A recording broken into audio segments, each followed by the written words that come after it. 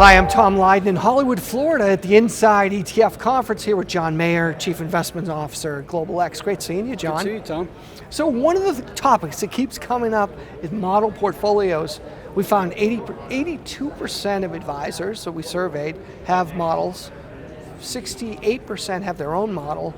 You folks are spending a lot of time on model portfolios. Where's this going?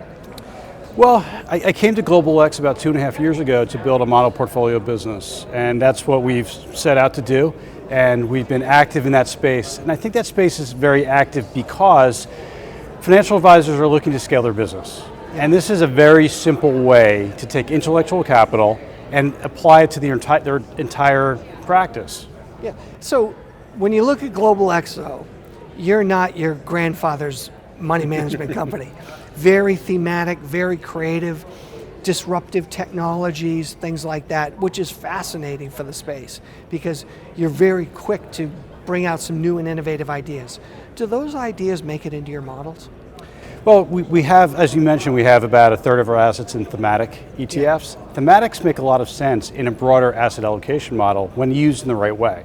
Thematics in and of themselves, like thematic disruptors, like artificial intelligence and robotics, fintech, autonomous vehicles, potentially they can be high momentum, high volatility type of stocks within those ETFs, potentially. Now, when you put that in a broader asset allocation of stock, bonds, and cash, you can minimize the overall volatility.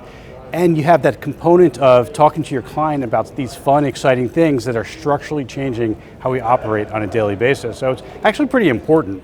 And one of the cool things we're doing at Global X is we're actually creating models with an open architecture concept. So if you look at some of the major ETF providers, the ETFs in their models are all of their own ETFs. Right. At Global X, that's not the case. Yeah. It's not the case because the starting point was that we don't have every different type of asset class that could be included in a broad asset allocation. So it's a little bit more objective, and if you're going to let another issuer's ETFs in your models, you're going to do your own due diligence before bringing them in, right? Yeah, for sure, and we actually do the due diligence on our own ETFs to make sure that the size can handle the liquidity that is expected to flow in for an asset allocation change, a model change. Yeah, excellent.